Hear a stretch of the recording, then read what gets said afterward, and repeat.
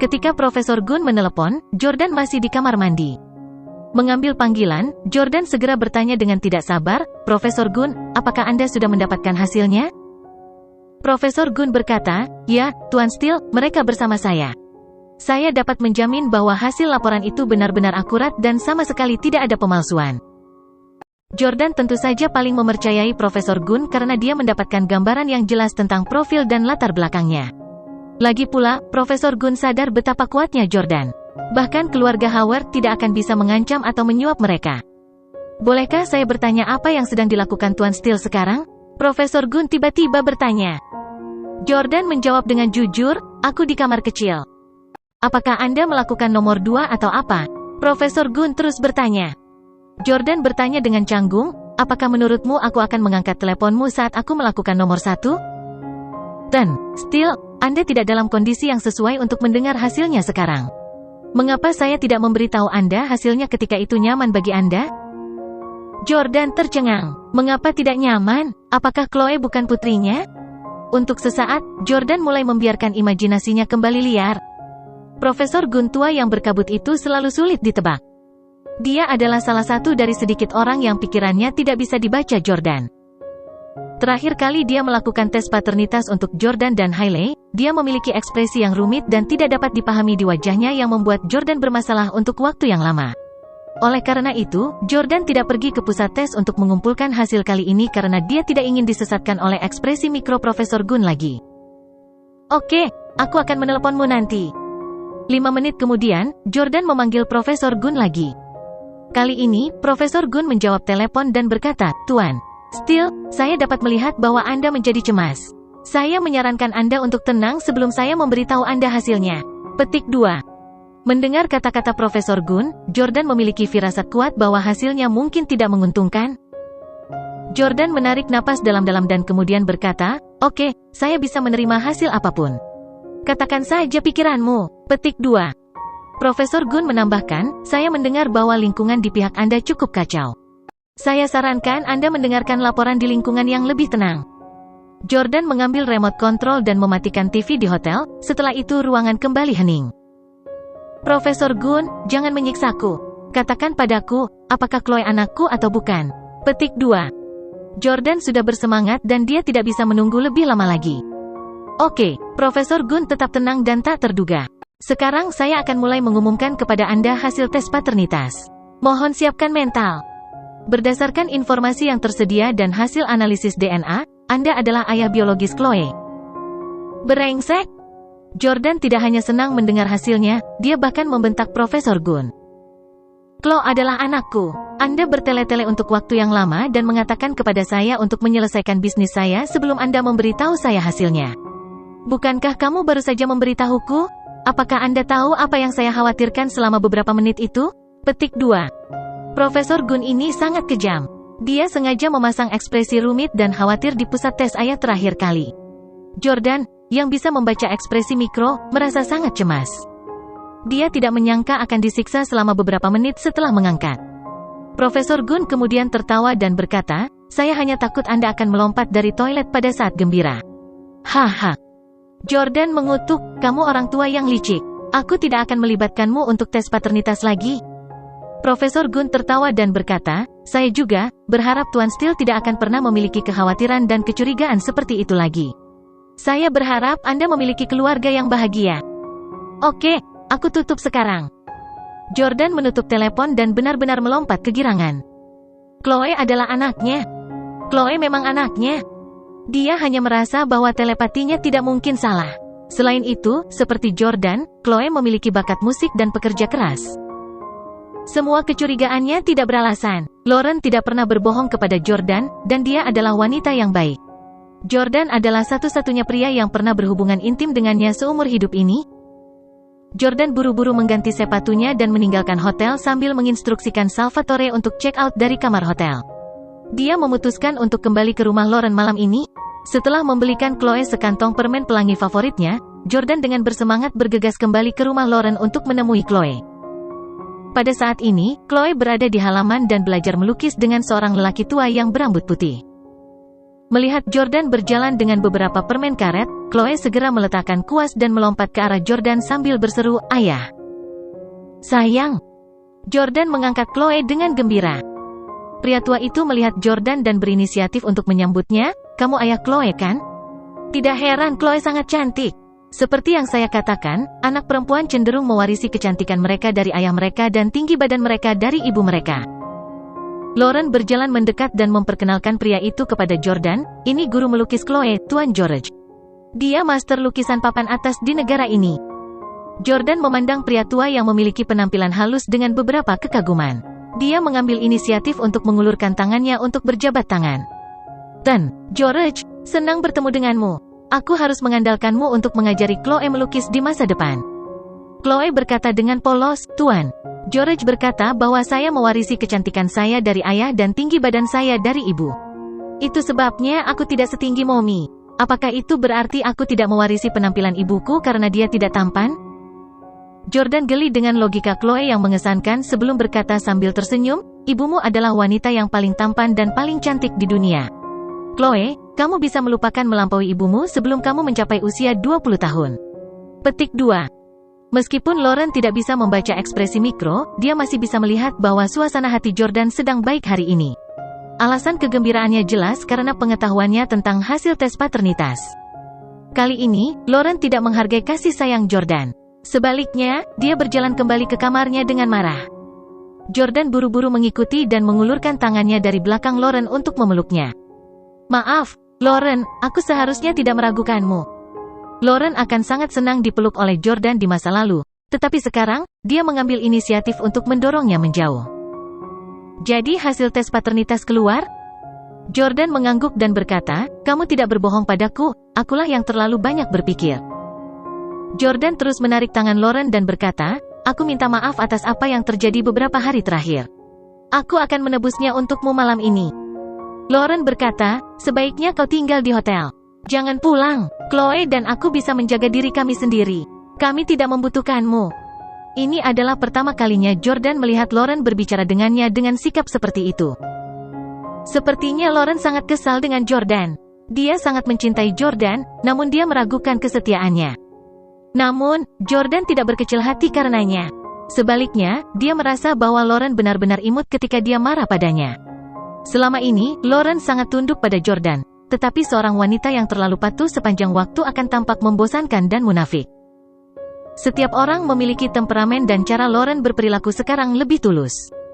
Jordan mencium Lauren dan berkata, "Sayang, tunggu aku malam ini. Aku harus keluar sekarang dan mencari tahu siapa yang melakukan ini padaku." Jordan meninggalkan rumahnya dan menuju ke hotel tempat Matt berada dengan mobil. Matt ditahan di api penyucian selama 3 hari, selama itu dia diberitahu bahwa dia tidak akan diberi makan apapun jika dia menolak untuk berbicara. Tapi Jordan hanya menakut-nakutinya dan benar-benar menyiapkan hidangan makan siang yang mewah untuknya. Namun, Matt cukup berani untuk makan hanya buah dan makanan penutup. Melihat Jordan datang, Matt tetap terlihat lurus. "Jordan, saya masih akan mengatakan hal yang sama.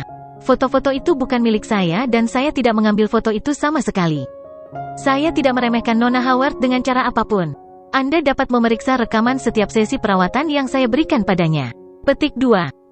Jordan juga membandingkan orang-orang di foto. Kaki pria itu lebih gelap dan lebih kasar daripada kaki Matt. Matt adalah orang yang sangat lembut yang tidak melakukan banyak pekerjaan fisik dan jarang pergi ke gym. Oleh karena itu, mereka dapat menyimpulkan bahwa Matt tidak bersalah. "Ayo pergi, Dr. Gale," kata Jordan pada Matt. Matt bertanya, "Kemana? Apakah kamu percaya padaku sekarang?" Jordan mengangguk. "Ke rumahmu. Tidakkah kamu ingin tahu siapa yang menjebakmu dan mengejekku pada saat yang bersamaan?" Karenanya, Jordan dan Matt kembali ke rumah Matt bersama. Jordan sangat yakin bahwa tidak ada kejahatan yang sempurna. Karena seseorang telah datang ke rumah Matt dan meletakkan foto-foto itu di sana, mereka pasti meninggalkan beberapa jejak. Pertama, alat rahasia di kepala tempat tidur Matt tidak dapat ditemukan dengan mudah dan akan memakan waktu setidaknya beberapa menit untuk menemukannya. Kedua, foto-foto itu ditempatkan setelah alat itu ditemukan. Itu berarti bahwa setelah orang ini pergi, dia menemukan seorang wanita dengan sosok yang mirip dengan Lauren dan mengambil foto-foto itu bersamanya.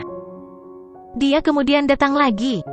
Untuk mengunjungi 2 kali berturut-turut, ada kemungkinan besar bahwa ada petunjuk yang tertinggal. Matt memasuki rumahnya dan bertanya, apakah Anda ingin saya pergi ke manajer properti dan meminta rekaman pengawasan beberapa hari terakhir? Sebagai tanggapan, Jordan berkata, kamera pengintai adalah musuh paling mematikan para ahli dan mereka paling baik dalam menghindari kamera.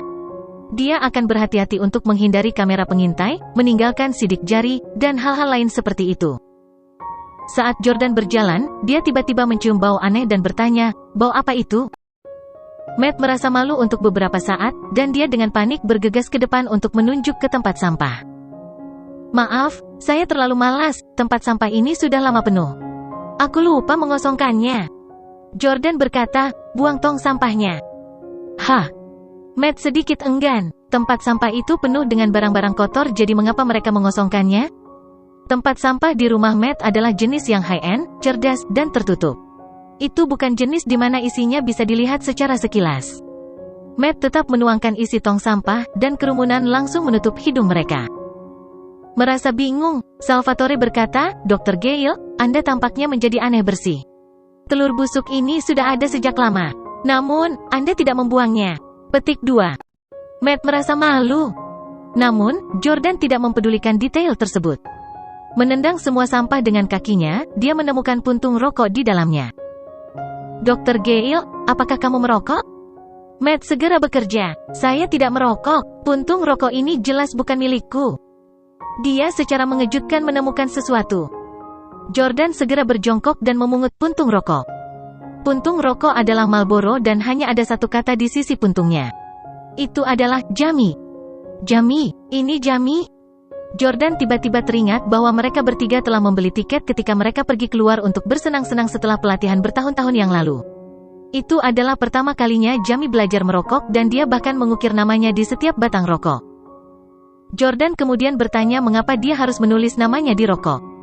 Saat itu Jamie menjawab, rokok itu seperti wanita, saya harus memberinya tanda eksklusif. Saya tidak hanya akan menulis nama saya di rokok, tetapi nanti, saya akan menulis nama saya pada wanita tercantik di dunia, haha. Jordan dan Jesse sama-sama mengutuk mesum. Berdasarkan kebiasaan Jamie, dia akan meninggalkan namanya di setiap rokok yang dia hisap dan setiap wanita yang tidur dengannya. Jordan, apakah ini benar-benar dilakukan oleh saudaramu? Salvatore tidak percaya, dia belum pernah bertemu Jamie sebelumnya. Setelah bertemu Jesse, Salvatore merasa bahwa Jesse sangat mengesankan, dan dia sangat ingin tahu tentang Jamie. Pada saat yang sama, Salvatore berada dalam dilema. Bagaimana jika saudara kedua Jordan melawan Jordan?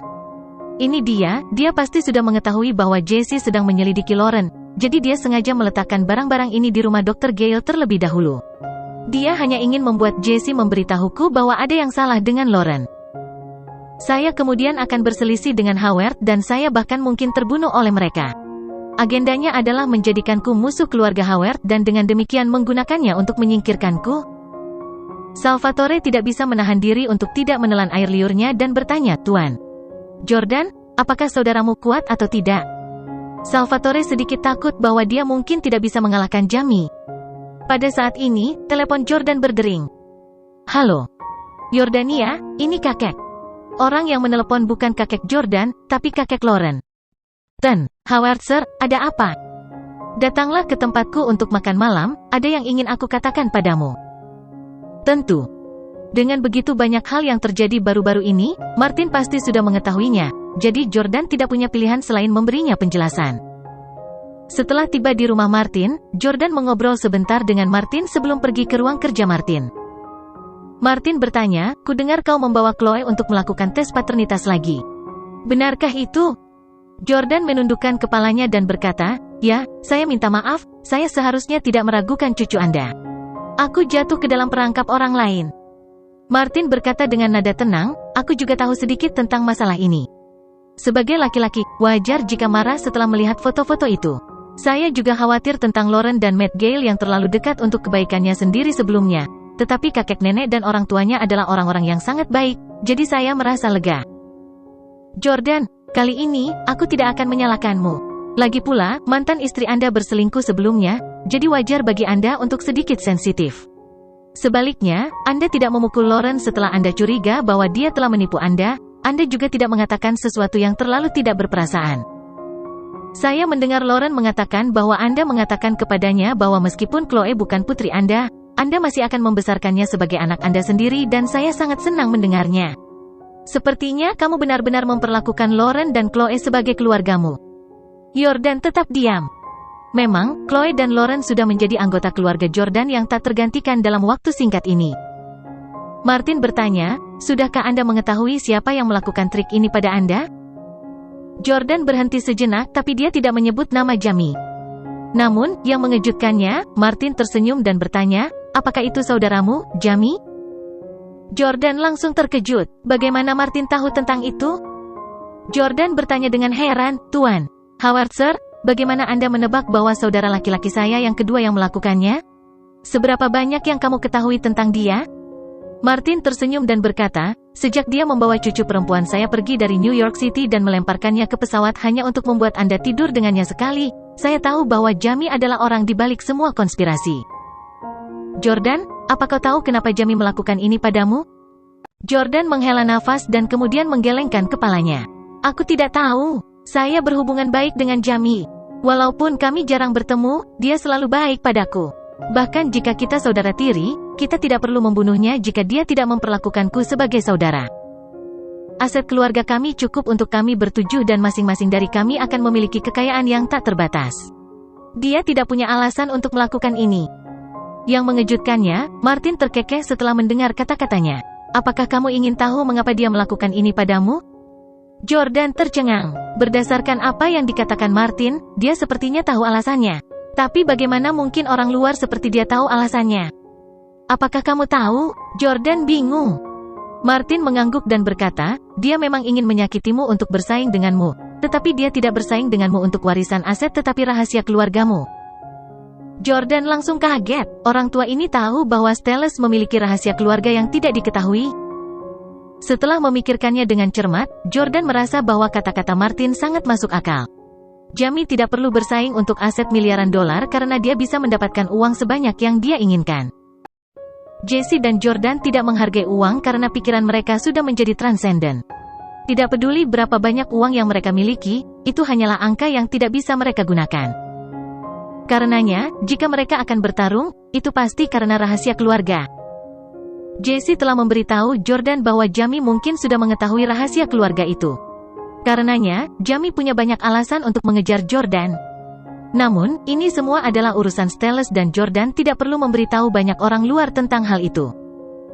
Jordan tertawa dan berkata, Tuan Howard Sir, Anda tampaknya sangat tertarik dengan rahasia keluarga saya. Jika saya tidak salah, Anda pasti meminta saya untuk menikahi cucu Anda sehingga Anda dapat menggunakannya untuk mendapatkan rahasia keluarga saya, ya? Namun, Martin tidak menyembunyikannya sama sekali. Tentu saja, saya tidak akan pernah kekurangan diri saya sendiri. Jika Stellus tidak memiliki kekuatan yang begitu besar dan rahasia ini yang membuatku penasaran. Belum lagi kamu sudah memiliki seorang putri dengan Lauren. Bahkan jika Anda memiliki 10, saya tidak akan pernah membiarkan Anda menikahinya.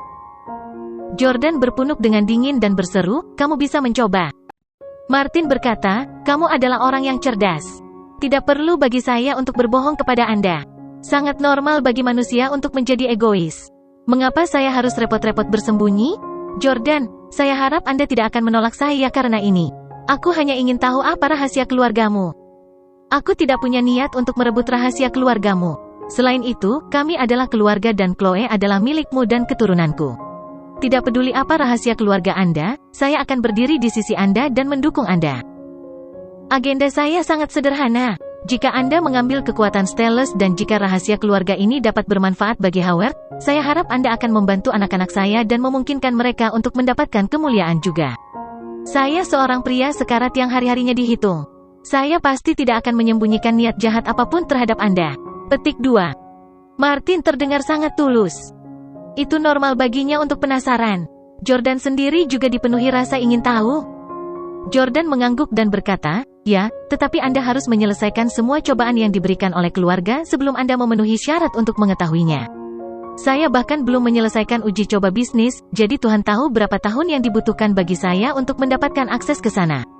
Jadi Tuan Howard Sir, jangan salahkan saya jika Anda tidak bisa menunggu sampai hari itu. Martin mulai sedikit panik. Sangat sulit untuk mengatakan jika seorang lelaki tua seperti dia yang sedang sakit, benar-benar bisa menunggu sampai hari itu. Dalam hidupnya, Martin telah menikmati segala macam kemewahan, jadi sebelum meninggal, dia ingin tahu apa rahasia Charleston Steel. Kalau tidak, dia mungkin tidak akan mati dengan damai. Martin berkata, "Jordan, jangan salahkan saya karena mengkritik Anda. Sejak Anda mengakhiri pengalaman 3 tahun Anda sebagai suami yang tinggal bersama, Anda telah bermasalah dengan cinta. Anda terlibat secara kacau dengan mantan istri Anda Hailey, atau karena anak Anda dan pengkhianatan Anda. Kalian berdua berada dalam konflik yang mengerikan. Entah itu atau Anda terobsesi dengan Victoria dan menikmati perjalanannya di pegunungan. Sekarang, karena perselingkuhan Lauren dan Chloe, Anda memusatkan perhatian pada berapa banyak pria yang pernah dikencani Lauren.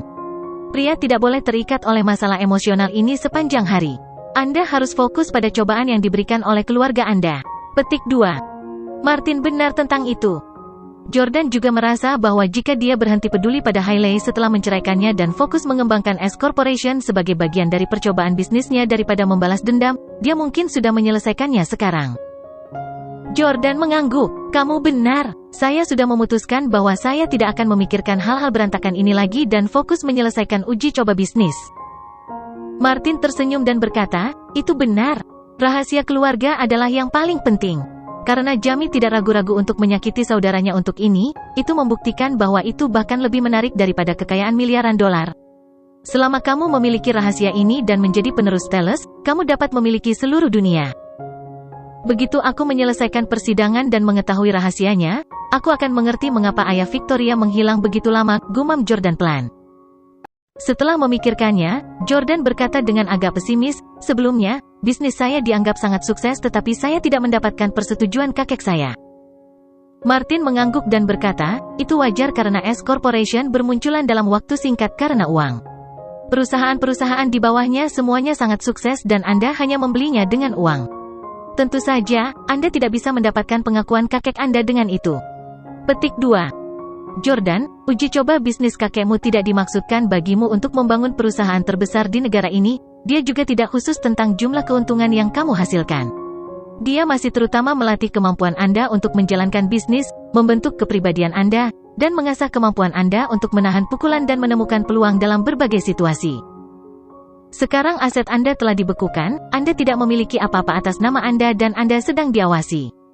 Jika Anda dapat membuat nama untuk diri sendiri dan membuat prestasi yang mengesankan dalam bisnis dalam keadaan seperti itu, saya percaya bahwa kakek Anda akan sangat terkejut dan dia pasti akan menyetujui Anda dan menyimpulkan bahwa Anda telah berhasil menyelesaikan uji coba Anda.